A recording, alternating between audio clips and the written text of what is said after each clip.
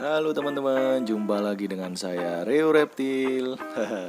Nah, di video kali ini saya akan menunjukkan kepada kalian semua tentang kelelawar albino yang saya beli kemarin teman-teman. Jadi kemarin kan saya bikin videonya itu pada malam hari ya teman-teman. Jadi tidak seberapa jelas untuk penampakan dari kelelawar albino tersebut. Nah, berhubung hari ini saya libur, jadi saya videokan lebih jelas lagi tentang kelelawar yang saya unboxing kemarin nih teman-teman. Nah, sebelum saya videokan kelelawar albinonya dengan jelas, terlebih dahulu saya ajak mainan dulu ya teman-teman mereka supaya mereka bisa terbiasa dengan bau manusia teman-teman. Jadi yang teman-teman lihat kemarin di video saya sebelumnya itu kan dia awal datang agak stres ya teman-teman karena masih belum beradaptasi ya kan. Tapi sekarang mereka udah mulai anteng teman-teman, dan beberapa ekor ada yang bisa diajak mainan seperti yang kalian lihat di video saya sekarang ini teman-teman. Nah, ini saya ajak mainan supaya mereka kenal ya teman-teman dengan pemiliknya, karena udah terbiasa dengan bau badan saya teman-teman. Oke, langsung aja kita lihat penampakan mereka lebih jelas lagi ya teman-teman. Ini dia videonya. Nah, ini dia penampakan jelasnya teman-teman. Jadi di sini ada 4 ekor kelelawar albino ya teman-teman. Nah, tetapi ada yang berbeda nih teman-teman dari masing-masing kelelawar ini, yaitu bisa kita lihat dari matanya teman-teman. Coba diperhatikan di bagian matanya. Jadi ada beberapa ekor kelelawar dengan mata terang, merah terang, dan ada beberapa ekor kelelawar dengan mata merah gelap. Nah, jadi albino itu dibagi menjadi beberapa tipe ya teman-teman. Di antaranya yang saya miliki ini adalah albino T- dan T+ teman-teman. Nah, bisa kita lihat dari matanya yang berbeda ya teman-teman. Jadi di video saya ini ada 4 ekor, diantaranya ada sepasang albino T- dan sepasang albino T+ teman-teman, seperti itu. Nah, beginilah cara saya untuk berinteraksi dengan kelelawar albino ini teman-teman. Jadi tangan saya itu saya masukkan ke dalam kandangnya, dan mereka saya elus satu persatu dengan pelan-pelan ya teman-teman, supaya mereka itu sudah terbiasa teman-teman dengan bau manusia seperti itu. Jadi supaya mereka itu tidak mudah stres ya teman-teman, karena mereka udah merasa bahwa kita ini adalah temannya, bukan ancaman, seperti itu teman-teman. Nah, kenapa di sini saya kok melihara kelelawar albino sampai sebanyak ini? Nih, saya kasih tahu ya alasannya teman-teman. Karena saya itu penasaran teman-teman. Jadi ada yang bilang bahwasanya kelelawar itu dia tidak bisa kawin kalau mereka itu tidak terbang teman-teman. Jadi intinya kelelawar itu kawin pada saat mereka itu terbang teman-teman. Nah, saya di sini itu penasaran. Jadi saya ingin membuktikan sendiri teman-teman bahwasanya kelelawar itu bisa apa enggak sih kawin dengan cara bergelantungan tidak terbang seperti itu teman-teman. Jadi kalau di kandang saya yang seperti ini ya, dia nggak mungkin terbang kan, karena kandangnya kan cukup kecil ya kan. Nah, di sini saya mau membuktikan teman-teman bisa atau enggak kelelawar itu berkembang biak tanpa terbang seperti itu teman-teman. Jadi kalau suatu saat kelelawar saya ini mempunyai anak, berarti mitos tentang kelelawar itu kawin dengan cara terbang itu salah teman-teman, seperti itu. Oke, setelah puas bermain dengan mereka, sekarang waktunya kita kasih makan nih teman-teman. Tuh, pada ngumpul semuanya jadi satu teman-teman. Jadi makanan kesukaan bagi kelelawar albino saya ini adalah buah jambu merah teman-teman. Tuh, seperti yang teman-teman lihat sekarang. Jadi dia itu berebut teman-teman. Tuh, mereka sangat seneng banget sama jambu merah teman-teman.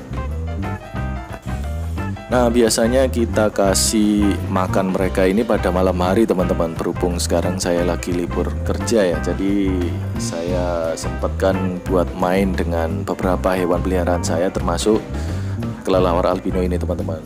Nah, saya kasih tunjuk ke kalian semua gimana sih cara kelelawar albino ini makan. Nah, ini dia, bisa kalian lihat di video yang saya bikin hari ini nih teman-teman, spesial.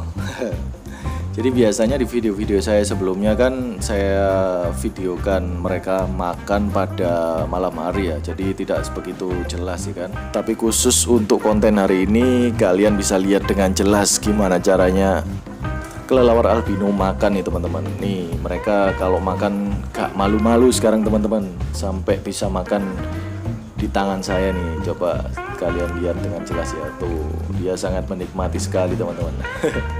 Tetapi mereka makan dengan mata yang tertutup ya teman-teman, karena mata mereka itu sangat sensitif teman-teman. Jadi jika melihat cahaya yang terlalu terang, mereka itu akan menutup matanya seperti itu teman-teman.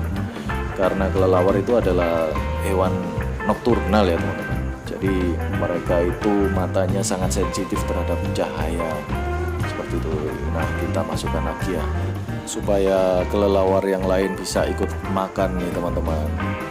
Tuh coba kita lihat bareng-bareng ya. Nah pada saat jambu saya masukkan, mereka langsung makan dengan lahap tanpa malu-malu teman-teman. Tuh lihat, mantap kan ya. Sedikit informasi juga nih teman-teman, bahwasanya jenis dari kelelawar ini sangat banyak sekali teman-teman. Jadi ada jenis kelelawar yang bisa besar yang biasa kita sebut dengan nama kalong. Ada juga kelelawar yang tidak bisa besar seperti yang saya miliki ini dengan sebutan codot teman-teman. Nah ada juga jenis kelelawar pemakan serangga, pemakan darah yang kita sebut sebagai kelelawar vampir ya. Ada yang nyebut dengan kelelawar vampir. Nah ada juga kelelawar yang makan darah teman-teman. Nah untuk beberapa jenis kelelawar itu ada yang dilindungi oleh undang-undang teman-teman, karena populasi di alam itu sangat sedikit atau menuju ke kepunahan teman-teman. Jadi beberapa kelelawar itu ada yang dilindungi teman-teman. Tetapi khusus yang teman-teman lihat sekarang ini adalah kelelawar yang tidak dilindungi atau tidak apendik ya teman-teman, karena ini adalah kelelawar yang sering kalian jumpai di area perkebunan kalian pada saat malam hari teman-teman. Jadi jika kalian punya tanaman mangga atau jambu, nah pada malam hari buah-buah mereka itu akan jatuh atau kalau enggak juga kayak berlubang gitu kan. Nah itu karena ulah dari kelelawar pemakan buah yang disebut dengan codot. Nah itu teman-teman seperti yang saya miliki. Tetapi codot yang sering kalian lihat adalah codot yang normal ya teman-teman. Jadi normalnya kelelawar atau codot itu berwarna hitam teman-teman. Tetapi yang saya miliki ini adalah kelainan genetik teman-teman, atau bisa disebut juga dengan nama codot albino teman-teman. Ciri-ciri hewan yang kelainan genetik atau hewan yang memiliki mob albino, mereka bisa kita lihat dari matanya teman-teman. Jadi matanya mereka itu berwarna merah dengan warna badan yang cerah teman-teman. Jadi lebih cenderung berwarna kuning, putih atau orange seperti itu teman-teman. Bagi beberapa orang menganggap bahwasanya kelelawar adalah hewan penyebar virus atau penyebar penyakit ya teman-teman. Jadi intinya kelelawar ini adalah hewan pembawa musibah ya jika berada di sekitar area rumah kita ya teman-teman. Tetapi perlu teman-teman tahu bahwasanya di balik sisi negatif dari kelelawar ini terdapat sisi positif juga loh teman-teman. Di antaranya adalah mereka ini adalah hewan penyebar biji-bijian terbaik teman-teman, karena kelelawar ini adalah hewan memakan sari buah-buahan teman-teman. Jadi jika mereka memakan buah, mereka itu tidak semata-mata memakan buah itu teman-teman.